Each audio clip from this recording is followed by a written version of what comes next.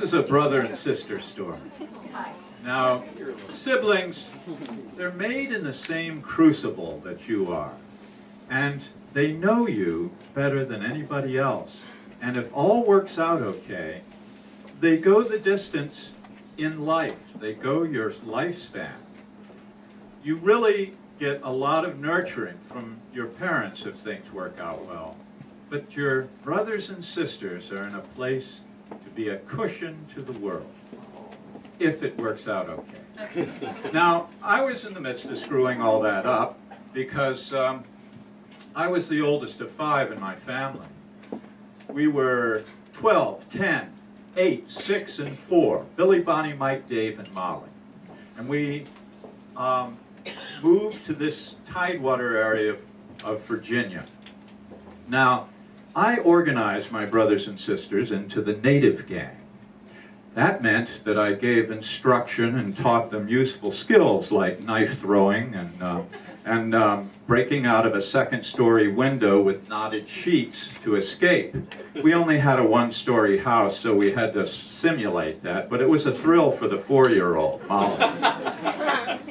We lived in Tidewater, as I say, which meant we had about, 8 inches above sea level. That's where our house sat. And every yard had a drainage ditch in the front and in the back. And these drainage ditches characteristically had about 8 inches of standing water in them. And it was full of trash and scum and DDT. Now one day, I got this idea that I would make a chain gang with my brothers and sisters. I got a cotton clothesline rope and tied everyone's right ankle to it, and I tied my ankle to it in front. I was the warden.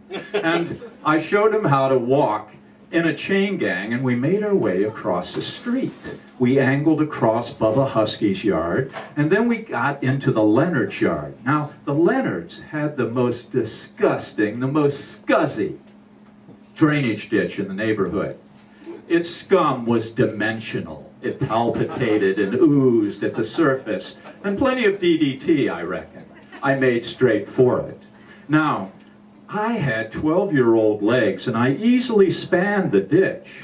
But the kids in the back, they had little short legs, 4 and 6 years old.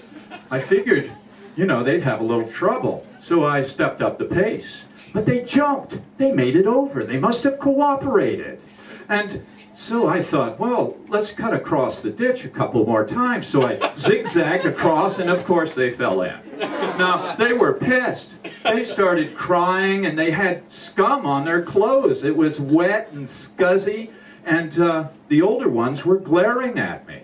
So I knocked them into the ditch on a faux effort to help the little ones. And then everybody's in the ditch but me, and I'm making a show of pulling on the rope to try to get them out. But really, I'm just miring them deeper in the muck.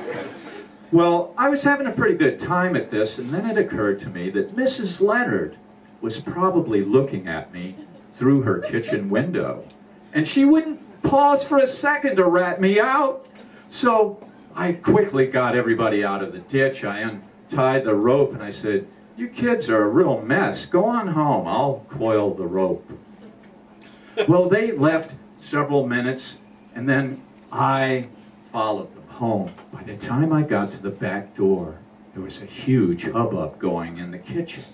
I stored the rope in the storage closet, and I went into the kitchen, and my dad was scary as hell. He had his tongue all tucked up in his mouth like this.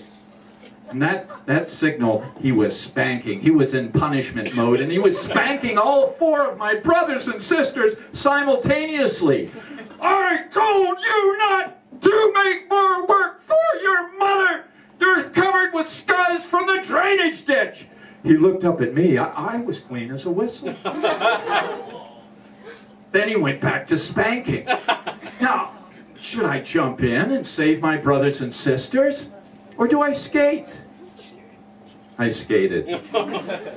And I went to my bedroom. I slunk there like Judas. And I listened to all that crying and flailing and all those hits. And I realized I had bullied my brothers and sisters into the ditch And now they were being punished for it. It was double jeopardy. And after that, I thought, whenever that thing came up, I thought, oh man, that was bad. That was so bad. And I wore that for 30 years. Finally, I said to myself, I got to get this scum out of my heart. I've got to go and apologize to my brothers and sisters. I've got to go ask for their forgiveness. So I looked them up one by one. I went to visit them.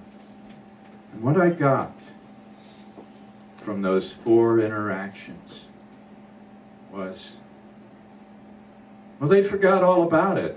Nobody remembered it. So I gave myself 2 medals, one for psychological repression, the other for Great Big Brother.